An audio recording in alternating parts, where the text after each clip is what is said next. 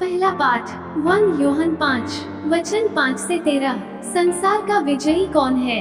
केवल वही जो यह विश्वास करता है कि ईसा ईश्वर के पुत्र हैं। ईसा मसीह जल और रक्त से आए, न केवल जल से बल्कि जल और रक्त से। आत्मा इसके विषय में साक्ष्य देता है, क्योंकि आत्मा सत्य है। इस प्रकार ये तीन साक्ष्य देते हैं, आत्मा, जल और रक्त, और तीनों में एक ही बात कहते हैं। हम मनुष्यों का साक्ष्य स्वीकार करते हैं, किंतु ईश्वर का साक्ष्य निश्चय ही कहीं अधिक प्रामाणिक है। ईश्वर ने अपने पुत्र के विषय में साक्ष्य दिया है। जो ईश्वर के पुत्र में विश्वास करता है, उसके हृदय में ईश्वर का वह साक्ष्य विद्यमान है। जो ईश्वर में विश्वास नहीं करता, वह उसे झूठा समझता है, क्योंकि वह पुत्र के विषय में ईश्वर का साक्ष्य स्वीकार नहीं करता। और वह साक्ष्य यह है, ईश्वर ने अपने पुत्र द्वारा हमें अनंत जीवन प्रदान किया है।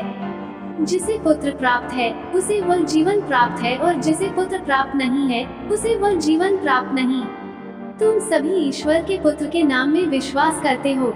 मैं तुम्हें ये पत्र लिख रहा हूँ, जिससे तुम ये जानो कि तुम्हें अनंत जीवन प्राप्त है। सुसमाचार मार्कुस 1 वचन 7 से 11। वह अपने उपदेश में कहा करता था, जो मेरे बाद आने वाले हैं, वो मुझसे अधिक शक्तिशाली हैं। मैं तो झुककर उनके जूते का फीता खोलने योग्य भी नहीं हूँ। मैंने तुम लोगों को जल से बपतिस्मा दिया है, वो तुम्हें पवित्र आत्मा से बपतिस्मा देंगे। उन दिनों ईसा गलीलिया के नाजरेत से आए। उन्होंने यरदन नदी में योहन से बपतिस्मा ग्रहण किया। वे पानी से निकल ही रहे थे कि उन्होंने स्वर्ग को खुलते और आत्मा को कपोत के रूप में अपने ऊपर आते देखा। और स्वर्ग से यह वाणी सुनाई दी, तू मेरा प्रिय पुत्र है, मैं तुझ पर अत्यंत प्रसन्न हूँ। मनन चिंतन। आज का सुसमाचार स्वतंत्रता और शांति के विचारों से भरा है। हम यरदन नदी में यीशु के बपतिस्मा लेने के बारे में पढ़ते हैं। ये हमें अपने बपतिस्मा के बारे में सोचने पर मजबूर करता है, और हम कितने भाग्यशाली हैं कि हमारे ऐसे माता पिता हैं जिन्होंने हमें कलीसिया में बड़ा किया और बड़े होने पर संस्कारों के माध्यम से हमारा मार्गदर्शन किया। इस विशेष क्षण में हम धर्म ग्रंथों में प्रभु की वाणी को ये कहते हुए सुनते हैं, तू मेरा प्रिय पुत्र है, तुझ पर मैं अत्यंत प्रसन्न हूँ।